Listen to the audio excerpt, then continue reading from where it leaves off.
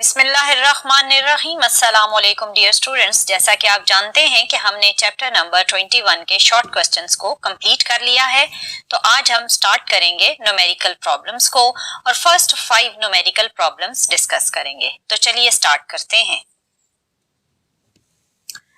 Dear student, first numerical की statement कुछ इस तरह से है। Find the mass defect and the binding energy for tritium if atomic mass number of tritium is 3.016049 U।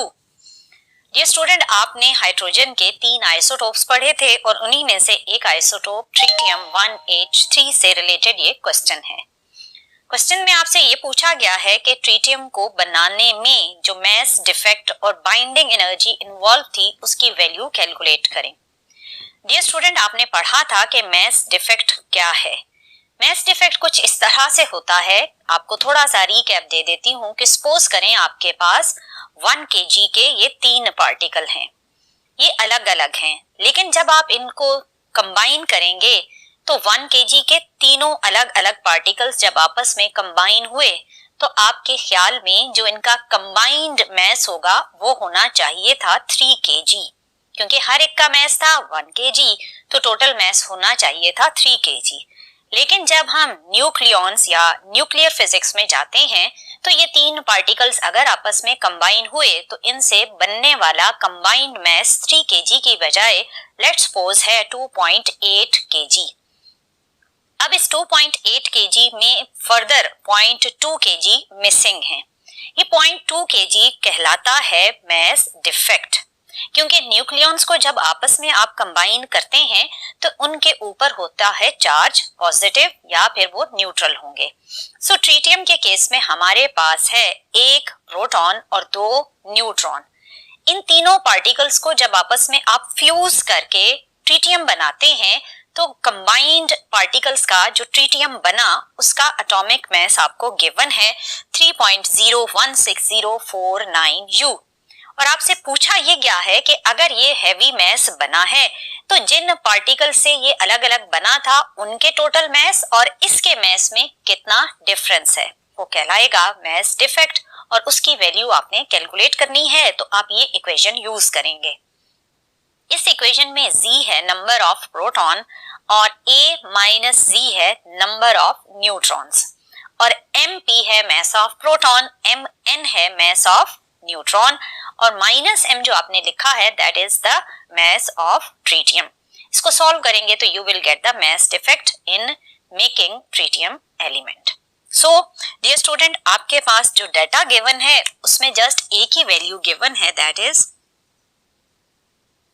Atomic mass number of tritium. इसकी value आपको given है 3.016049 U। आपने फाइंड क्या करना है? आपने फाइंड करना है मैस डिफेक्ट, जिसका अभी मैंने आपको फार्मूला बताया दैट इज डेल्टा M। ये आपने फाइंड करना है और फिर आपने बाइंडिंग एनर्जी भी कैलकुलेट करना है।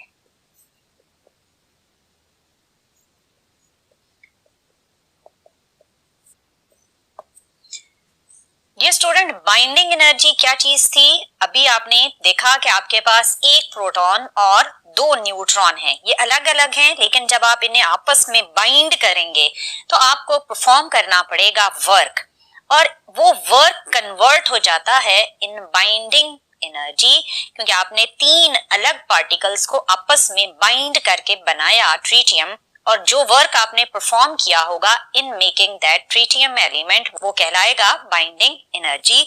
सो पहले हम कैलकुलेट करते हैं मैस डिफेक्ट, जिसका फार्मूला है कुछ ऐसे।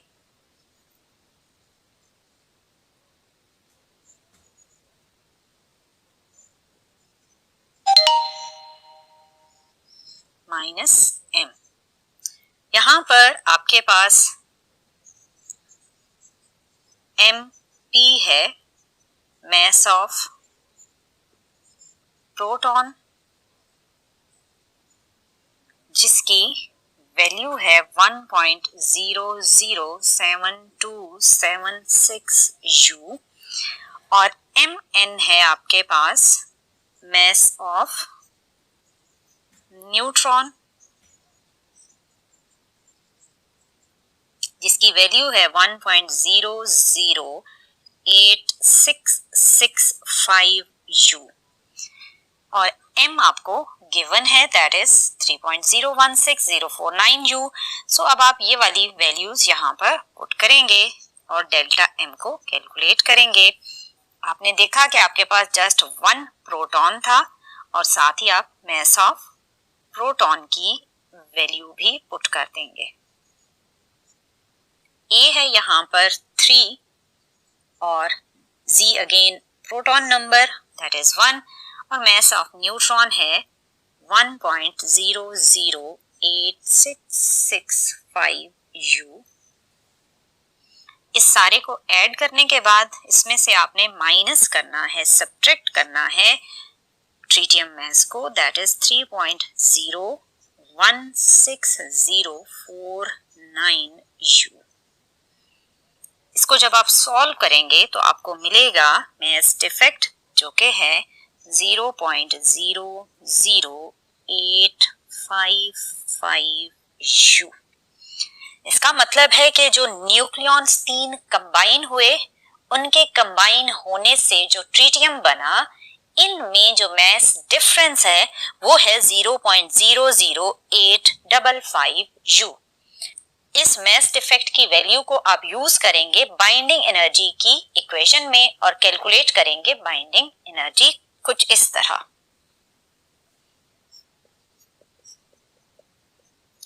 डेल्टा M C स्क्वायर, इसमें आपके पास डेल्टा M की वैल्यू है 0.00855 और साथ ही आप मल्टीप्लाई करेंगे 931 मेगा इलेक्ट्रॉन वोल्ट से, क्योंकि डेल्टा M की वैल्यू के साथ आपने यूनिट जो यूज किया हुआ है वो है एटॉमिक मास यूनिट और 1 U किसके इक्वल है 931 मेगा इलेक्ट्रॉन वोल्ट के। जब आप इनको मल्टीप्लाई करेंगे तो आपको मिलेगा बाइंडिंग एनर्जी का आंसर जो कि है 9.79 mega electron volt. So dear student, जब आपने ट्रीटियम को बनाया तो उस प्रोसेस में जो उसके 3 न्यूक्लियॉन्स थे उन्हें बाइंड करने के लिए जो एनर्जी कंज्यूम हुई that is 7.97 mega electron volt. अब चलते हैं और नेक्स्ट क्वेश्चन की स्टेटमेंट देखते हैं। डियर स्टूडेंट, आपका क्वेश्चन कुछ इस तरह से है, the half life of strontium is 9.70 hours, find its decay constant. इसमें आपने डिके कांस्टेंट की वैल्यू कैलकुलेट करनी है जबकि आपको रेडियो एक्टिव एलिमेंट की हाफ लाइफ गिवन है। सो आप जो इक्वेशन यूज करेंगे वो ये वाली है। इस इक्वेशन में आपको हाफ लाइफ की वैल्यू गिवन है, लैम्डा कहलाता है डिके कांस्टेंट। सो सिंपली आप हाफ लाइफ को पहले सेकंड्स में कन्वर्ट कर लें, यहाँ पर वैल्यू को पुट करेंगे and you will get the value of decay constant lambda. So आपके पास जो डाटा है उसमें सिंपली आपने हाफ लाइफ, आपको रेडियो एक्टिव एलिमेंट की हाफ लाइफ गिवन है विच इज 9.70 आवर्स। इसे आप सेकंड्स में चेंज कर लें,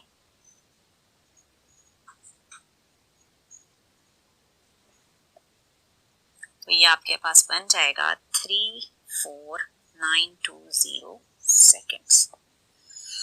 आपने इसमें फाइंड क्या करना है, आपने फाइंड करना है डिके कांस्टेंट जिसका सिंबल है लैम्डा, ये आपने फाइंड करना है। आपके पास डिके कांस्टेंट की और हाफ लाइफ की जो आपस में रिलेशनशिप की इक्वेशन है वो ये है, lambda half life equals to 0.693, ये एक कांस्टेंट फैक्टर है। यहाँ आपने लैम्डा कैलकुलेट करना है तो आप इसे थोड़ा सा रीअरेंज करें। आपने हाफ लाइफ के टाइम को सेकंड्स में कन्वर्ट कर दिया था, वो वैल्यू आप यहाँ पर पुट कर दें 34920। जब आप इसको डिवाइड करेंगे 0.693 को 34920 से, तो आपको आंसर मिलेगा 1.98 इंटू 10⁻⁻5। क्योंकि ये डिनोमिनेटर में है सो यूनिट इसका बनेगा पर सेकेंड। सो डियर स्टूडेंट, ये तो था आपके पास सेकेंड न्यूमेरिकल, जो कि बहुत ही सिंपल था। अब चलते हैं और देखते हैं कि थर्ड न्यूमेरिकल की स्टेटमेंट क्या है।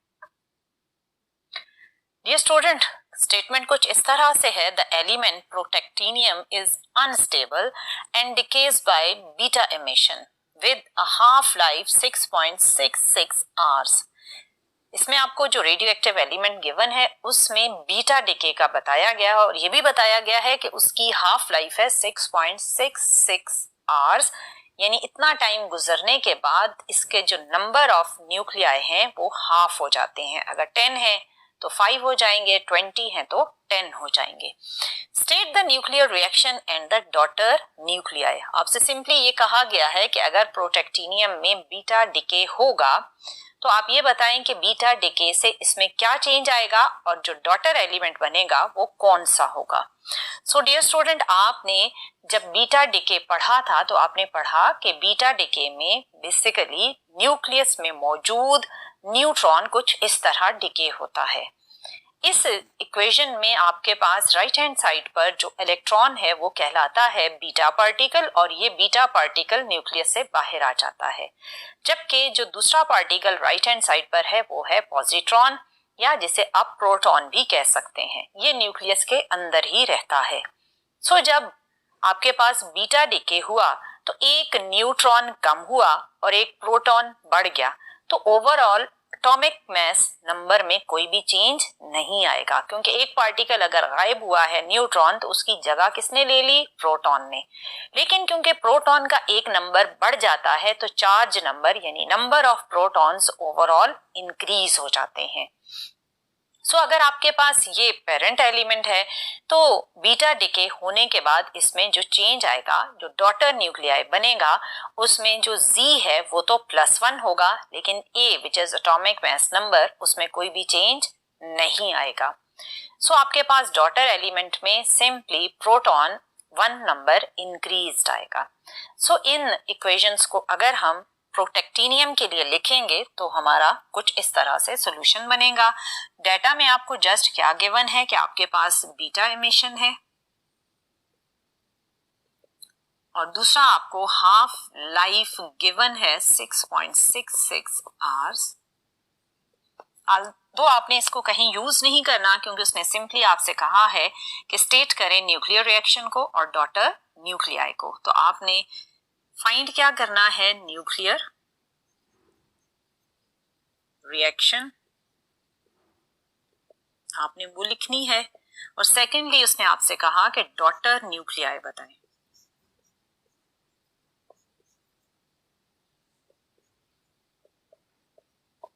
सो जब आप सॉल्यूशन लिखेंगे तो आप पहले सिंपल ये बता दें फॉर बीटा एमिशन जो जर्नलाइज्ड इक्वेशन है ये आपका अगर पेरेंट एलिमेंट है और ये एक बीटा डिके के प्रोसेस से एक डॉटर न्यूक्लियाई बनाता है, तो अभी मैंने आपको बताया कि चार्ज नंबर या प्रोटॉन 1 टाइम इंक्रीज हो जाएगा but there is no change in atomic mass number, plus क्या हो जाएगा? Beta particle. सो अभी आपके पास जो पेरेंट एलिमेंट है वो है ए, जिसका चार्ज नंबर है 91 और एटॉमिक मास नंबर है 234। जब इसमें बीटा डिके होगा तो ये 91 1 टाइम जब इंक्रीज होगा तो ये बनेगा 92, इसमें कोई भी चेंज नहीं आएगा, इट विल बी 234 और ये है आपका यूरेनियम।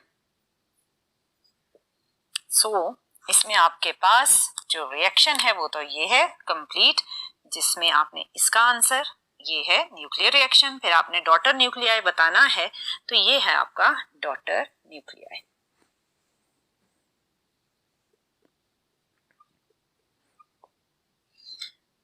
सो डियर स्टूडेंट, ये था आपका थर्ड न्यूमेरिकल। अब चलते हैं और देखते हैं कि फोर्थ न्यूमेरिकल की स्टेटमेंट क्या है।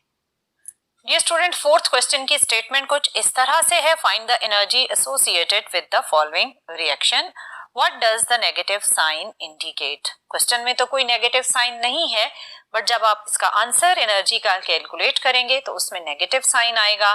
वो क्या इंडिकेट करता है, क्वेश्चन में ये भी पूछा गया है। और आपको एक इक्वेशन दी गई है जिसमें आपके पास लेफ्ट हैंड साइड पर पेरेंट एलिमेंट हैं और वो है नाइट्रोजन और हीलियम। जब ये आपस में कंबाइन हुए तो दो डॉटर जो एलिमेंट बने उनमें से एक है ऑक्सीजन और दूसरा है हाइड्रोजन। इस इक्वेशन में आपसे एनर्जी जो है उसकी वैल्यू कैलकुलेट करने को कहा गया है। सो अगेन आप इसमें पहले मैस डिफेक्ट ही कैलकुलेट करेंगे और मैस डिफेक्ट से फिर आप बाइंडिंग एनर्जी की वैल्यू कैलकुलेट करेंगे। इसमें आपके पास जो डाटा है वो सिंपली एक इक्वेशन ही है जो आप डाटा में लिखेंगे, दैट इज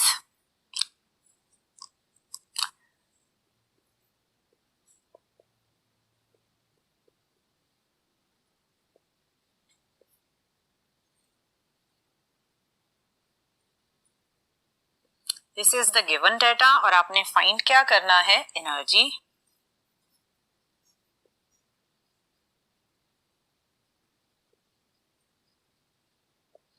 जब आपने इसमें सॉल्यूशन करना है तो ऑब्वियसली पहले आप डेल्टा एम कैलकुलेट करेंगे और उससे आप फिर फाइंड करेंगे एनर्जी की वैल्यू।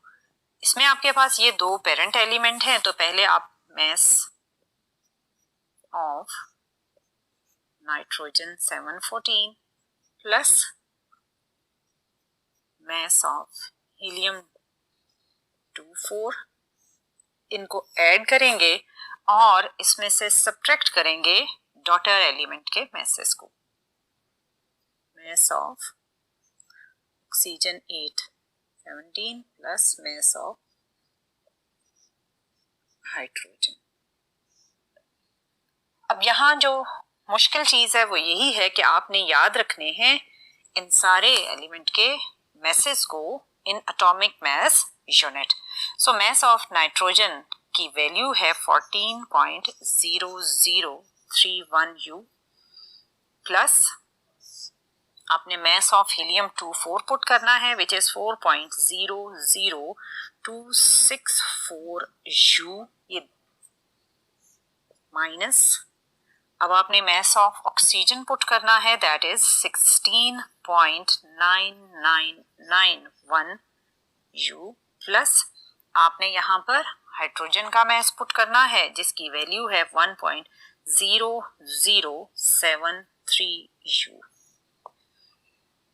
जब आप इनको ऐड करेंगे तो आपके पास वैल्यू आएगी 18.0057 U माइनस अब आप इन वैल्यूज को ऐड करेंगे तो यू विल गेट 18.0069 U। जब आप इनको सब्ट्रैक्ट करेंगे तो यू विल गेट 0.0012 U। आपके पास डेल्टा एम की वैल्यू जब कैलकुलेट की गई तो यहाँ पर क्योंकि ये फर्स्ट फैक्टर स्मॉलर फैक्टर है, ये ग्रेटर फैक्टर है, सो जब आप सब्ट्रैक्ट करेंगे तो साथ एक नेगेटिव साइन आएगा। अब आप कैलकुलेट करेंगे एनर्जी। एनर्जी की इक्वेशन है delta M 931 mega electron volt. क्योंकि अगर आपने एटॉमिक मास यूनिट में डेल्टा एम की वैल्यू कैलकुलेट की हुई है तो आप डायरेक्टली ये इक्वेशन यूज कर सकते हैं इंस्टेड ऑफ mc स्क्वायर। अब यहाँ पर आपके पास डेल्टा एम जो आपने कैलकुलेट किया था वो आप पुट कर दें और u की ही रिप्लेसमेंट है 931 मेगा इलेक्ट्रॉन वोल्ट। सो जब आप इसको मल्टीप्लाई करेंगे तो आपके पास एनर्जी की जो वैल्यू आएगी वो आएगी -1.12 मेगा इलेक्ट्रॉन वोल्ट। अब आपके पास जो एनर्जी है वो नेगेटिव के साथ आई है, तो इसका मतलब ये है कि इस इक्वेशन को स्टार्ट करने के लिए आपको एनर्जी की रिक्वायरमेंट है और इस इक्वेशन को इनिशिएट करने के लिए आपको 1.12 mega electron volt energy required है। इसलिए इस एनर्जी की वैल्यू नेगेटिव में आई है because that much energy is required to start this reaction. That's why there is a negative sign.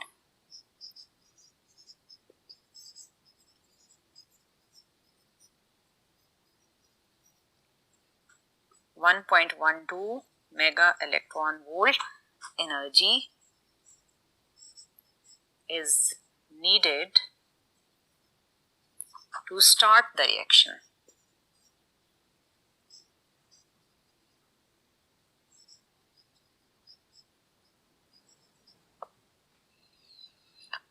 सो वैसे तो ये डियर स्टूडेंट न्यूमेरिकल सिंपल है, लेकिन इसमें आपको समटाइम्स मैसेज की वैल्यूज क्वेश्चन में गिवन नहीं होती। सो आप कोशिश करें कि आप इन वैल्यूज को ज़बानी याद कर लें ताकि आपको न्यूमेरिकल सॉल्व करने में कोई प्रॉब्लम ना हो। अब चलते हैं और फिफ्थ क्वेश्चन की स्टेटमेंट देखते हैं। अगेन फिफ्थ क्वेश्चन में आपको एक इक्वेशन ही दी गई है, बट ये इक्वेशन है बीटा डिके से रिलेटेड। क्वेश्चन में ये कहा गया है determine the energy associated with the following reaction. Carbon 614 isotope है, वो डिके हो रहा है बाय बीटा एमिशन और कन्वर्ट हो रहा है नाइट्रोजन 714 में, और इस बीटा डिके में क्या एनर्जी रिलीज हुई वो एनर्जी आपने कैलकुलेट करनी है। अगेन इसमें भी आप पहले delta M which is mass defect उसकी वैल्यू कैलकुलेट करेंगे और फिर बाइंडिंग एनर्जी की इक्वेशन से आप एनर्जी की वैल्यू फाइंड आउट कर सकेंगे। सो इसमें भी आपके पास क्योंकि एक इक्वेशन गिवन है, सो डेटा में आपके पास सिंपली इक्वेशन ही रिपीट हो जाएगी क्योंकि और आपको कोई वैल्यू गिवन नहीं है। आपने फाइंड क्या करना है, energy which is delta E, और आपने जब इसको सॉल्व करना है अगेन आप फाइंड आउट करेंगे डेल्टा एम। पहले आप उसको लिख लें तो मास ऑफ पेरेंट एलिमेंट अगर देखें तो इसमें है आपके पास कार्बन 614 और इसमें से आप सब्ट्रैक्ट करेंगे डॉटर एलिमेंट्स जो कि mass of nitrogen 714 plus mass of electron है।